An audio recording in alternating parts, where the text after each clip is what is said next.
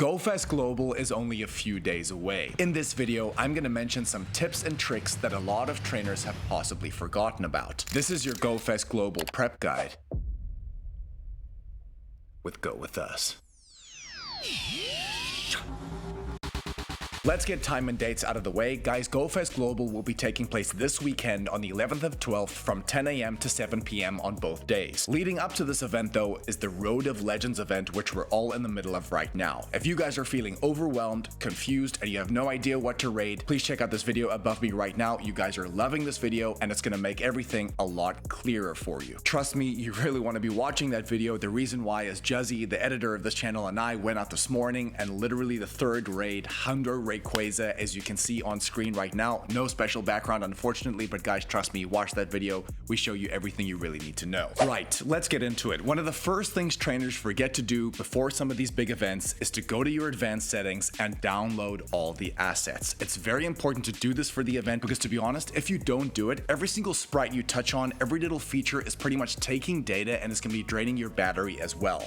Downloading all these assets is going to make gameplay a lot smoother for you. If you want to navigate here, just go to your settings and then advanced settings, download all the assets, and then from there I want you to refresh your game data, which is pretty much going to restart the game. As you can see here as well, there's another two settings you could potentially toggle on. One is native refresh rate and the other one is enhanced gameplay. Guys, switch these on. It's going to make it buttery smooth, but again, it is going to drain your battery life. These are going to make big differences on your day. Next up, we have to talk about platinum medals. The reason why this is very important is that, as we know, in order to get to level 80, you need to get 50 platinum medals in Pokemon Go, which is very difficult to do. But this weekend is one of the best weekends to maybe chip away at almost all of them. First and foremost, I want you guys to try and chip away at every single type medal. As you can see here, running through these types, once you get platinum status, which is to catch 2,500 Pokemon of each type, once you do get the platinum status, you will actually get an improvement on your base catch rate for that specific type. The next one we have to talk about here is going to be the Mega Evolution Guru. A lot of people have got this, but remember, this weekend we have Mega Mewtwo X and Mega Mewtwo Y that's going to be added to that pool. So you're going to have to evolve these two to complete it again. As you know, we're in the middle of the Road to Legends right now, and we have 2 km, 5 km, and 10 km egg pools. Hatching eggs is also going to be the biggest reward yield on that specific Go Pass as well. So guys,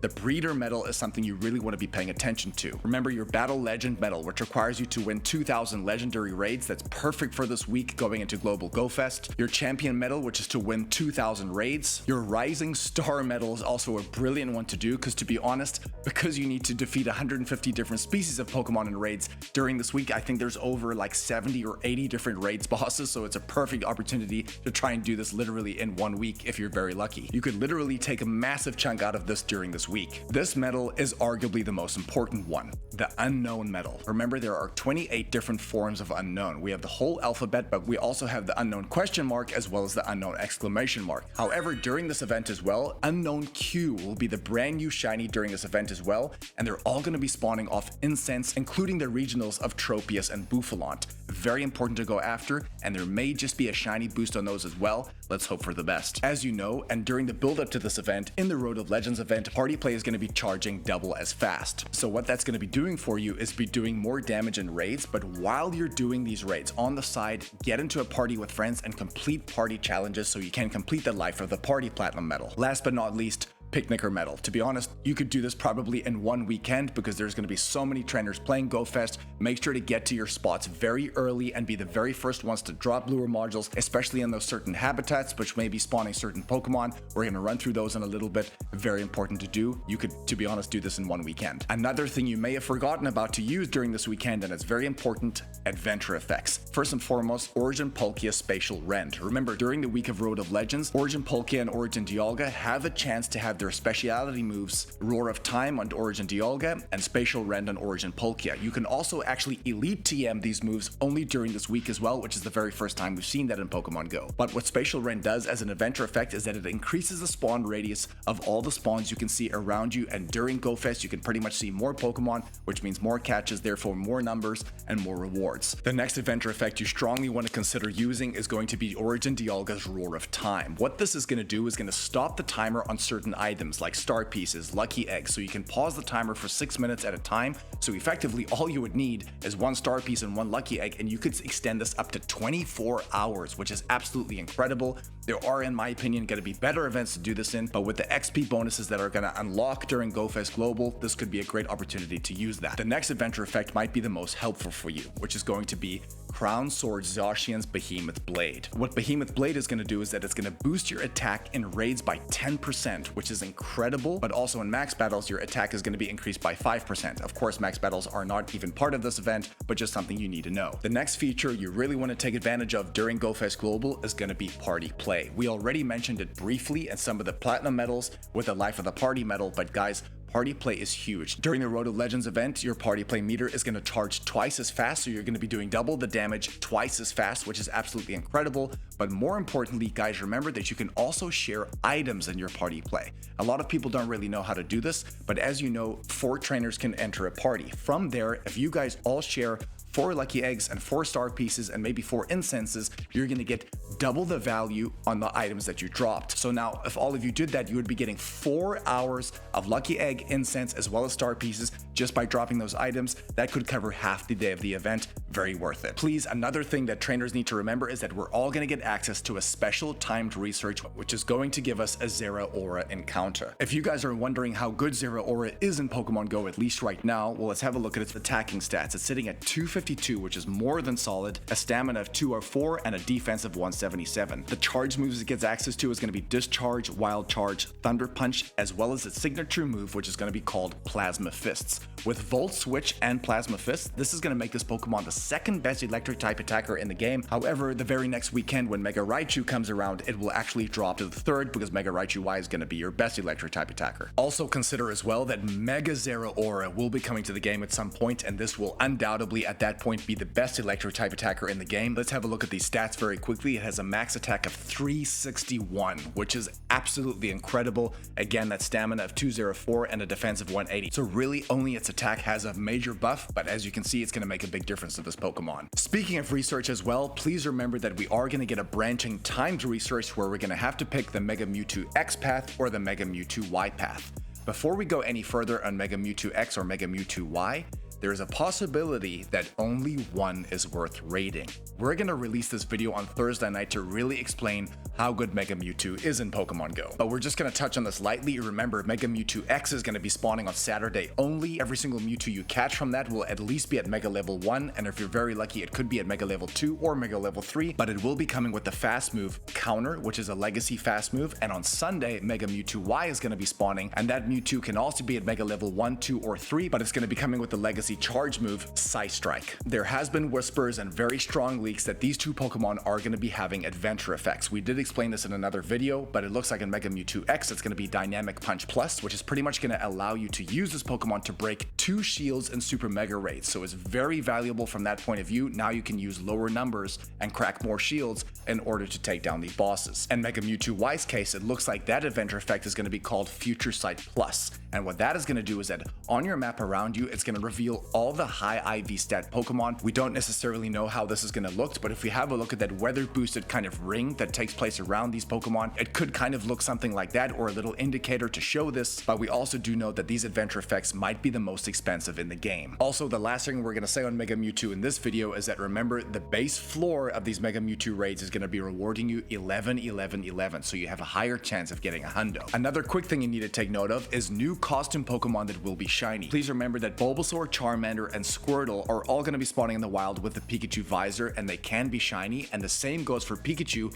wearing the Team Instinct, Mystic, and Valor hat. Those can all be shiny as well. With all that being said, these are going to be the following bonuses that will be active from 10 AM to 7 PM on both days. Lure modules are going to last for 1 hour. Incense, excluding your daily incense, is going to be spawning special Pokemon, so that's obviously going to be all of the unknown forms, but also we are going to get 2 regionals in there, which is going to be Tropius and Bouffalont. Party play is going to be lasting for 9 hours. There's going to be an increased chance of encountering shiny Pokemon all round, so I would say the normal shiny rate is generally 1 in 512. For this event, it's probably going to be 1 in 64 or 1 in 128. As we said earlier, global challenges will be live live during the event to unlock bonuses during Go Fest Global, but also during the Ultra Unlock events happening after Go Fest. And when it comes to field research, we don't know those tasks right now, but depending on the different habitats, which I'm going to show you in a little bit, those field research tasks are going to correlate to that. Then on top of that, the following bonuses are going to be active from midnight to midnight on both event days. That's going to be up to 9 free raid passes per day for a total of 18, which is incredible. We can make up to 6 special trades per day for a total of 12. Those trades are going to cost 50% less Stardust. And last but not least, you can open up to 50 gifts per day, which is a great way to get some Stardust back, but also to replenish some of your items, which of course you're going to be blowing through on both of these days. I've mentioned these habitats a couple of times, but a lot of people are confused about what Pokemon might be spawning, but what raids might be spawning in these different habitats. I have some of those answers for you already. The first habitat of the event is going to be the Stormfire Peaks, which is going to be featuring ice, electric, and fire types.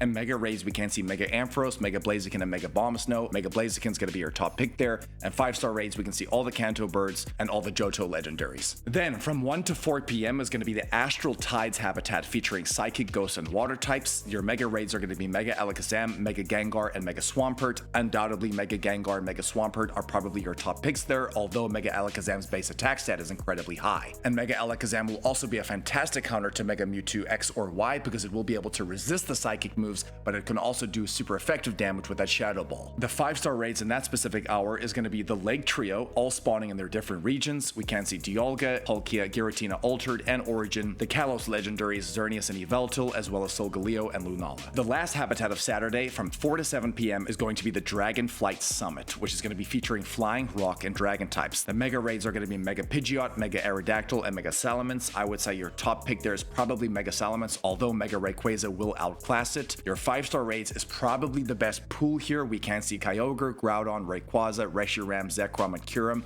Undoubtedly, to be honest, all of those Pokemon are worth raiding for different reasons. But again, if you guys are wondering what Pokemon to really raid this week, we would have a look at our Road to Legends top 10 targets video, which really highlights what you really should be raiding after this week. Moving on to Sunday, the first habitat of the day from 10 to 1 p.m. is going to be Ground, Steel, and Normal types. We can see Mega Metagross, Mega Garchomp, and Mega Audino. Undoubtedly, Mega Metagross and Mega Garchomp are your top picks there. And 5-star raids, we can see Regirock, Regice, Registeel, Origin Form, Dialga, and Palkia, Heatran, Regigigas, Tornadus Incarnate and Therian, Thundurus Incarnate and Therian, Landorus Incarnate and Therian, Enamorus Incarnate and Therian, as well as Regieleki and Regidrago. In the Verdant Anomaly from 1 to 4 p.m. that day, you can see Poison, Bug, and Grass types. The Mega Raids are going to be Mega Beedrill, Mega Pinsir, and Mega Sceptile. Undoubtedly, Mega Sceptile is the current best Grass type attacker in the game with Frenzy Plant. That is a huge Mega you want on your team. And then the 5-star raids, we can see Deoxys in its normal attack, defense, and speed form, Genesect in its base, Douse, Shock, Burn, and Chill Drive. We can see Nihilego, Guzzlord, and Necrozma. Globally, they will not be region locked, however. Buzzwole will be spawning in the Americas and Greenland only. Pheromosa will be spawning in Europe, Middle East, Africa, and India. Xurkitree will be spawning in Asia Pacific regions, Celesteela will be spawning in the Southern Hemisphere, Kartana will be spawning in the Northern Hemisphere, Stakataka will be in the Eastern Hemisphere, and Blacephalon will be in the Western Hemisphere. And then we also have all the Tapus there as well, Tapu Koko, Tapu Lele, Tapu Bulu, and Tapu Fini. It's worth mentioning this now, these Pokemon, none of them will be coming with their legacy moves. That would have been an incredible addition, but none of these Pokemon will have them. Finally, the last habitat of this Go Fest Global is going to be the Twilight Battlefield. From 4 to 7 p.m., we can see Dark Fairy and Fighting types, and Mega Raids can be Mega Tyranitar, Mega Gardevoir, and Mega Lucario. All of those are fantastic. Mega Tyranitar being the second best Rock type attacker in the game and the best Dark type attacker in the game, Mega Gardevoir being the best Fairy type attacker in the game, Mega Lucario being the best Fighting type attacker in the game. Mega Lucario Z will outclass it when it does eventually come to the game. In 5-star raids, we can see Latias, Latios, Cresselia, Darkrai, Cobalion, Terrakion, Virizion, as well as Zacian and Zamazenta in its Hero of Many Battles form. The last and, well, I wouldn't say it's the most important tip, but definitely one of the most important tips.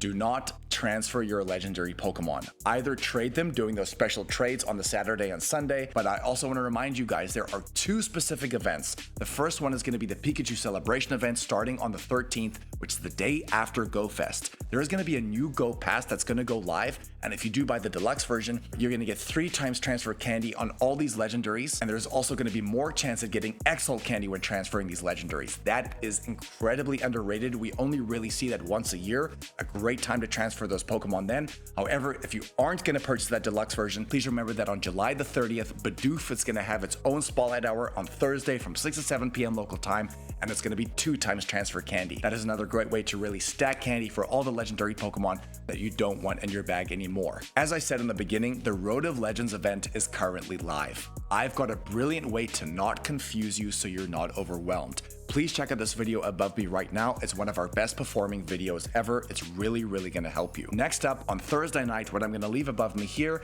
is that we are going to do a comparison with Mega Mewtwo X and Mega Mewtwo Y to see which Pokemon really is better in the game. And to be honest, there is one that I think is edging it right now. So we're going to cover that. Guys, that is everything you'd really need to know about Go Fest Global. Have a lot of fun. Remember to bring along things like power banks as well so that you don't run out of battery. Bring caps. It gets really hot out in the summer, and of course, stay hydrated. This is one of the events where you need to have a lot of brain energy, if you like, and a lot of stamina to, of course, press through these raids. Love you guys. Go with us. My voice is a bit gone, but we're here, baby. Go with us.